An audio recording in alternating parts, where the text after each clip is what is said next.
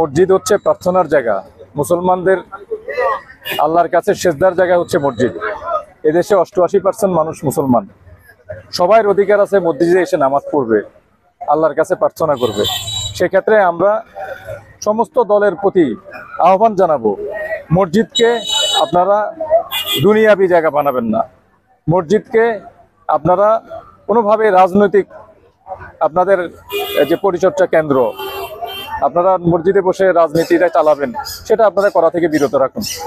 এখন একটি ভালো সময় আসছে, এই শেখ হাসিনার পতনের পরে 17 বছর আমরা যারা মাঠে আন্দোলন সংগ্রাম করেছি, আপনারা সবাই মিলে একটা ভালো সময়ে আমরা নিজেরা এইরকম ঝগড়াঝাটি করি, তাহলে ফ্যাসিস্ট সুবিধা নিবে।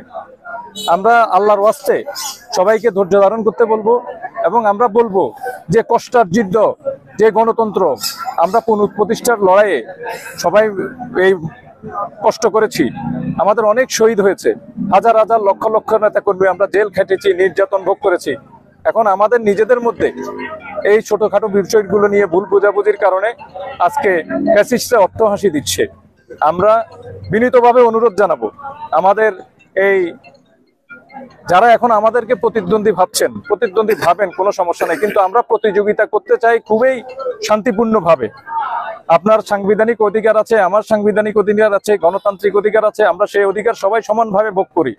আমি আজকেও এখানে আসার আগে নোয়াখালী জেলা জামায়াতের আমির ইসাক ভাইয়ের সাথে কথা বলেছি। আমি বলেছি, ভাই, ছোটখাটো ভুল বোঝাবুঝি থাকলে আমরা এগুলো নিজেরা আলোচনা করে শেষ করব।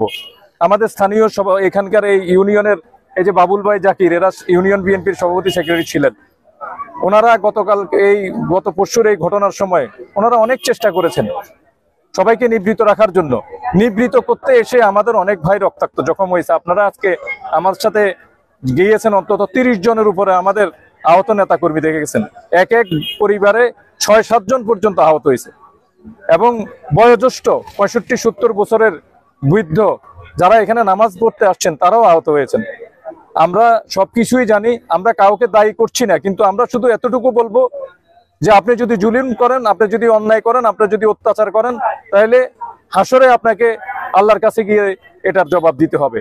আপনি যদি মুসলমান হন, আপনার মধ্যে সেই ভয় যদি থাকে, তাহলে আমরা আশা করব প্রার্থনার জায়গাটাকে, আল্লাহর কাছে সেজদার জায়গাটাকে আমরা রাজনীতির কেন্দ্রবিন্দু এবং রাজনীতির এই ক্লাব বানাবো না। নায়াসিনামাইড ও স্যালিসাইলিক সমৃদ্ধ লিলি ফেস ওয়াশ, যা ফেসের ডেড স্কিন সেল দূর করে দেয় দ্বিগুণ ফাস্টার ব্রাইটেনিং। আমরা সবসময় বলে আসছি, বিএনপি সবসময় শান্তিপূর্ণ দল। বিএনপি গণতন্ত্রে বিশ্বাস করে, মত প্রকাশের স্বাধীনতার জন্য বিএনপি হাজার হাজার শহীদ হয়েছে। সেখানে আমরা বলতে চাই, আমাদের নেতা কর্মীরা সর্বোচ্চ সংযম ধরবে, সর্বোচ্চ ধৈর্য ধারণ করবে। আমাদের নেতা কর্মীরা কাউকে আক্রমণ করবে না। আমরা শুধু এতটুকু বলতে চাই, আমাদের নিজেদেরকে বাঁচানোর অধিকার আমাদের আছে।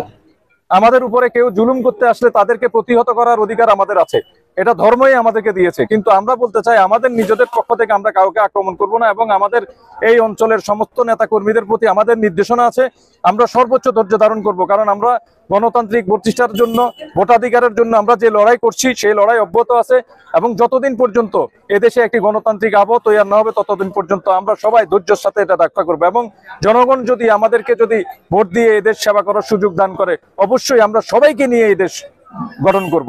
পাশাপাশি আর একটা জিনিস বলতে চাই, এখনো আজকে আপনারা এখানে আসছেন, দেখছেন এই কাশেম বাজার, এই সমস্ত ব্যবসায়ীরা আতঙ্কিত। আমরা ব্যবসায়ীদেরকে বলবো, ভাইয়েরা, আপনারা আতঙ্কিত হওয়ার কোনো কারণ নেই। অপর সংগঠনগুলোর প্রতিও আমরা উদাত্ত আহ্বান জানাবো, আপনারা এই আতঙ্কগ্রস্ত জনপদটাকে শান্তির জনপদের জন্য সবাই মিলে সহযোগিতা করবেন। নায়াসিনামাইড ও স্যালিসাইলিক সমৃদ্ধ লিলি ফেস ওয়াশ, যা ফেসের ডেড স্কিন সেল দূর করে দেয় দ্বিগুণ ফাস্টার ব্রাইটেনিং।